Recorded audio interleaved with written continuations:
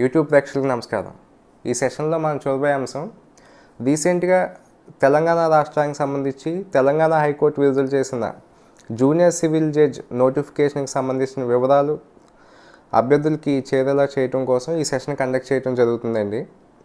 అయితే ఆ నోటిఫికేషన్ ద్వారా అభ్యర్థులకు ఉండాల్సిన ఎలిజిబిలిటీ ఏంటి, సిలబస్ ఏంటి, పరీక్షా విధానం ఏంటి, క్వాలిఫైయింగ్ మార్క్స్ ఏంటి తదితర విషయాలు ఈరోజు డీటెయిల్గా మనం డిస్కస్ చేద్దాం. స్క్రీన్ మీద చూసినట్లయితే Telangana JCC notification and 2022 total vacancies వచ్చేసరికి 41 వేకెన్సీస్ అండి డైరెక్ట్ రిక్రూట్మెంట్లో. అంటే 41 వేకెన్సీస్ కూడా ఎగ్జామ్ కండక్ట్ చేయడం ద్వారా ఫిల్ చేస్తారు. బై ప్రమోషన్ కేటగిరీ కాకుండా ఇవి డైరెక్ట్ రిక్రూట్మెంట్ అండి. అంటే అభ్యర్థులు పూర్తయిన అభ్యర్థులు, ఎలిజిబిలిటీ ఉన్న అభ్యర్థులు ప్రత్యక్షంగా రాసుకుని ఎగ్జామ్లోకి వచ్చేదానికోసం. అప్లికేషను డేట్ వచ్చేసరికి 6/5/2022 నుంచి 6/6 అంటే 6వ తారీఖు జూన్ 2020 వరకు పరీక్ష దరఖాస్తు చేసుకోవడానికి సమయం ఉందండి. అలాగే స్క్రీనింగ్ టెస్ట్ మనం ప్రిలిమినరీ ఎగ్జామినేషన్ అంటాం. ఈ స్క్రీనింగ్ టెస్ట్ వచ్చేసరికి ఆగస్టు 13న షెడ్యూల్ చేయబడిందండి. అయితే ఎలిజిబిలిటీలోకి వచ్చేసరికి తెలంగాణ జూనియర్ సివిల్ జడ్జికి సంబంధించి ఎలిజిబిలిటీని 3 కేటగిరీలుగా డివైడ్ చేయడం జరిగిందండి. దాని ప్రకారం 3 సంవత్సరాల ఖచ్చితమైన ప్రాక్టీస్ని నిర్దేశించడం జరిగింది. అలాగే ప్రాక్టీస్ లేని వాళ్ళకు కూడా అవకాశం ఇస్తూ కొన్ని లిమిటేషన్స్ అనేవి పెట్టడం జరిగింది. సో అది మీకు డీటెయిల్గా ఎక్స్ప్లెయిన్ చేయడం కోసం ఈ ఎలిజిబిలిటీ ఏదైతే కేటగిరైజ్ చేయబడి ఉన్నాయో ఆ ఎలిజిబిలిటీస్ అన్నిటిని కూడా మీకు వేటికి అవి సపరేట్ చేసి ఇవ్వటం జరిగింది. ఇప్పుడు స్క్రీన్ మీద చూసినట్లయితే కేటగిరీ 1 అండి. అంటే 3 సంవత్సరాలు స్టాండింగ్ అడ్వకేట్గా 3 సంవత్సరాలు బార్ స్టాండింగ్ ఉన్నవాళ్ళు ఈ కేటగిరీ పరిధిలోకి వస్తారు. వీళ్ళకు ఉండాల్సిన ఎలిజిబిలిటీ కండిషన్ వచ్చేసరికి లా డిగ్రీ అండి, ఎల్ఎల్బి డిగ్రీ ఉండాలి. అలాగే అడ్వకేట్గా ఎన్రోల్ చేసుకుని ఉండాలి. అలాగే 3 years practice as an advocate. Notification విడుదల చేసే టైంకి ఏదైతే డేట్ ఆఫ్ నోటిఫికేషన్ ఉందో ఆ డేట్ ఆఫ్ నోటిఫికేషన్కి వీళ్ళు న్యాయవాదిగా 3 సంవత్సరాల ప్రాక్టీస్ని పూర్తి చేసుకుని ఉండాలండి.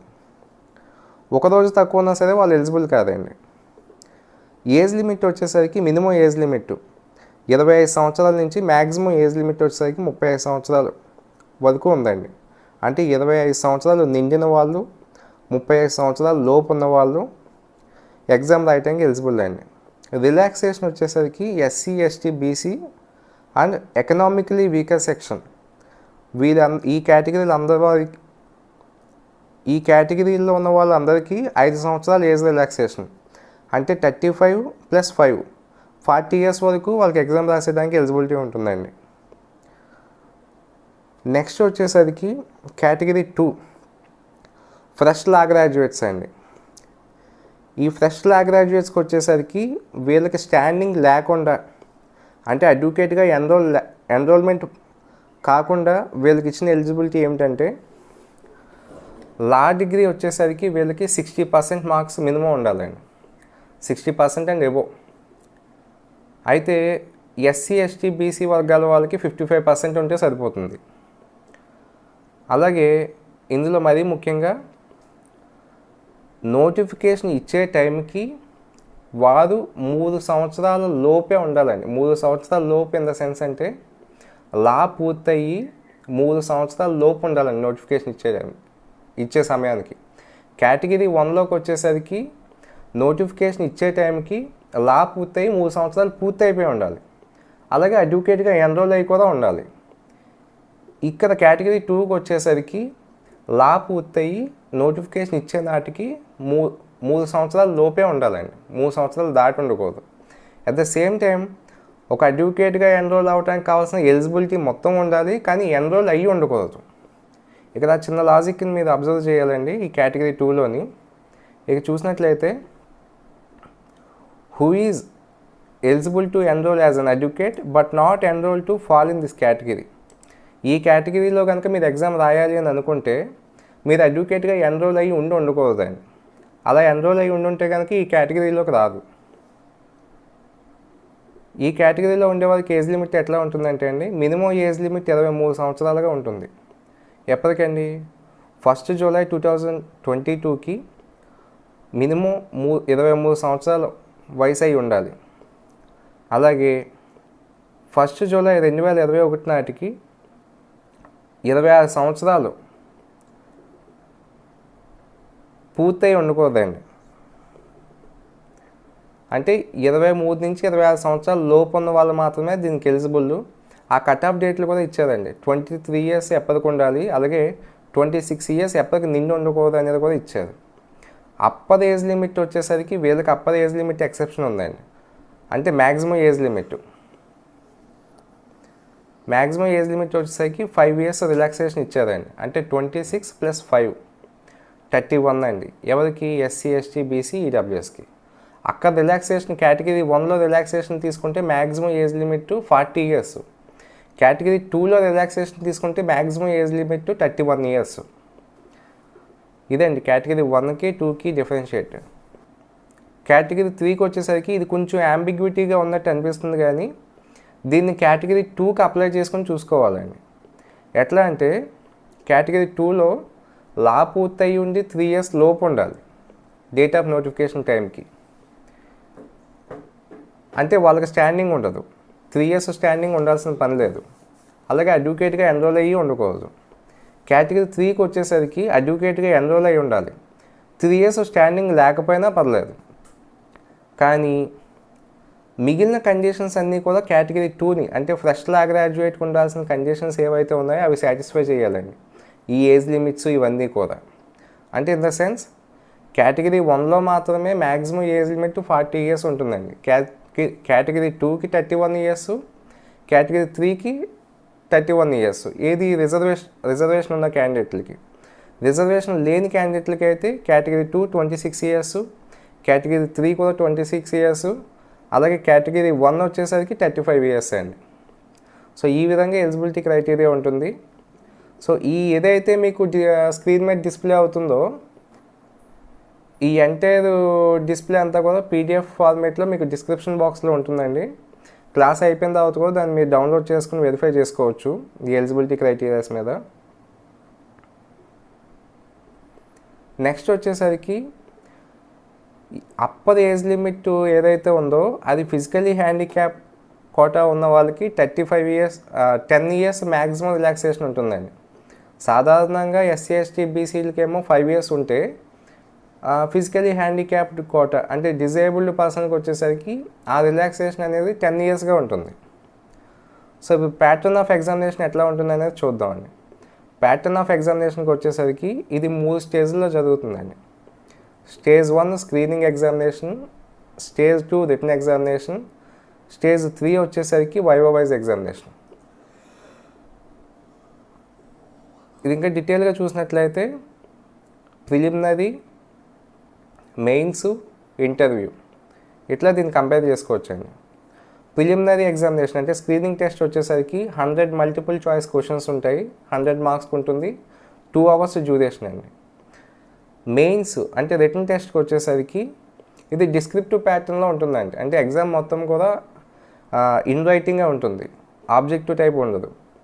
సివిల్ వచ్చేసరికి 100 మార్క్స్ జరుగుతుందండి civil paper.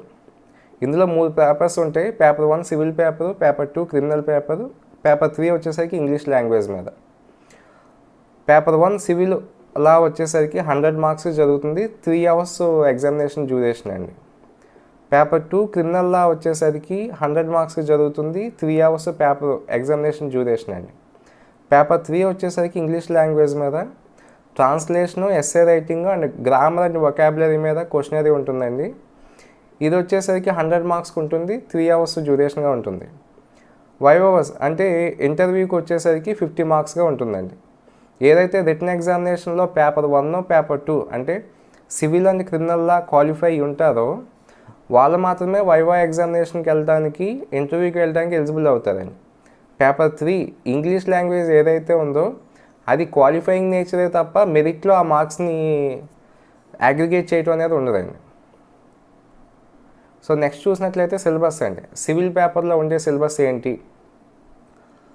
Code of civil procedure, Indian contract act, Hindu marriage act, Hindu succession act, Indian easements act, specific relief act, limitation act, transfer of property act, civil rules of practice, registration act, Indian stamp act, Telangana land encroachment act, Telangana buildings lease rent eviction control act, Indian evidence act. Criminal పేపర్కి వచ్చేసరికి code of criminal procedure, Indian penal code, Indian evidence act, negotiable instruments act, protection of women from domestic violence act, criminal rules of practice, Telangana excise act, Telangana gaming act, juvenile justice care and protection of children act. English లాంగ్వేజ్కి వచ్చేసరికి అండి ఇక్కడ ఒక చిన్న thing మీరు observe చేశారు అంటే Indian evidence act వచ్చేసరికి మీకు క్రిమినల్ పేపర్లోని కనిపిస్తుంది, సివిల్ పేపర్లో కూడా ఈ టాపిక్ ఉంటుందండి. మీ సిలబస్ చూసినట్లయితే నోటిఫికేషన్ డిస్క్రిప్షన్ బాక్స్లో ఈ స్లైడ్ల తాలూకు పీడిఎఫ్తో పాటు అఫీషియల్ నోటిఫికేషను, అలాగే ఏదైతే ఎలిజిబిలిటీ క్రైటీరియాకి సంబంధించి జీవో ఉందో ఆ జీవో కాపీ కూడా పీడిఎఫ్ ఫార్మేట్లో ఉంటుందండి. సో అఫీషియల్ నోటిఫికేషన్లో సిలబస్ చూసినట్లయితే మీకు సివిల్ పేపర్లోని ఇండియన్ ఎవిడెన్స్ యాక్ట్ కనిపిస్తుంది, అలాగే క్రిమినల్ యాక్ట్లోని ఇండియన్ ఎవిడెన్స్ యాక్ట్ కనిపిస్తుంది. సో అదొకటి నోటబుల్ థింగ్ అండి. నెక్స్ట్ ఇంగ్లీష్ పేపర్కి వచ్చేసరికి ట్రాన్స్లేషన్ తెలుగు నుంచి ఇంగ్లీష్కి మాత్రమే, అది 30 మార్క్స్కి ఉంటుందండి. ఎస్ఏ రైటింగ్ ఏదైనా ఒక లీగల్ టాపిక్ మీద మాత్రమే ఎస్ఏ రైటింగ్ ఇవ్వటం అనేది జరుగుతుంది, అది 40 మార్క్స్కి ఉంటుందండి. గ్రామర్ అండ్ వొకాబులరీ మీద క్వశ్చనరీ ఒక 30 మార్క్స్కి ఉంటుంది. ఈ పేపర్లో క్వాలిఫైయింగ్ మార్క్స్ ఎంత అంటే 40% వస్తే క్వాలిఫైయింగ్ నేచర్ అండి ఈ పేపర్లో. అలాగే ఈ మార్క్స్ని ఇంటర్వ్యూకి వెళ్ళడానికి డిసైడ్ చేయదు, ఇది మెరిట్లో కలవండి, మెరిట్లో అగ్రిగేట్ కావు, ఇవి జస్ట్ క్వాలిఫైయింగ్ నేచర్. నెక్స్ట్ వచ్చేసరికి to qualify for viva examination, ఇంటర్వ్యూకి క్వాలిఫై అవ్వాలి అంటే ఏ పేపర్లో ఎన్ని మార్క్స్ రావాలి, not less than 60% marks in paper 1 and paper 2, అంటే సివిల్ క్రిమినల్ 2 పేపర్లో కలిపి 60% కన్నా తక్కువ రాకూడదండి. అలాగే ఫర్ ఎస్సీ ఎస్టీస్కి వచ్చేసరికి ఇది 50%గా ఉంటుంది. ఇంటర్వ్యూకి వచ్చేసరికి ఎట్లా పంపిస్తారంటే ఎవరైతే ఈ మార్క్స్తో క్వాలిఫై అయ్యారో వాళ్ళని ర్యాంకింగ్ చేయటం ద్వారా 1:3 రేషియోలో, అంటే ఒక పోస్ట్కి 3 ఇంటర్వ్యూకి పంపించడం జరుగుతుందండి. సో ఇక ఫైనల్ సెలక్షన్ వచ్చేసరికి పేపర్ 1, పేపర్ 2, ఇంటర్వ్యూ ఈ 3 టెస్టుల్లో వచ్చిన మార్క్స్ని అగ్రిగేట్ చేయడం ద్వారా ఫైనల్ సెలక్షన్ లిస్ట్ అనేది ఇవ్వడం జరుగుతుందండి. సో ఈ విధంగా Telangana junior civil judge notification ఇవ్వబడింది. సో ఇప్పుడు జరిగిన ఈ సెషన్ మీకు కావాల్సిన సమాచారాన్ని అందించిందని చెప్పి ఆశిస్తూ సైనింగ్ ఆఫ్ సతీష్ కుమార్ వీర్ల.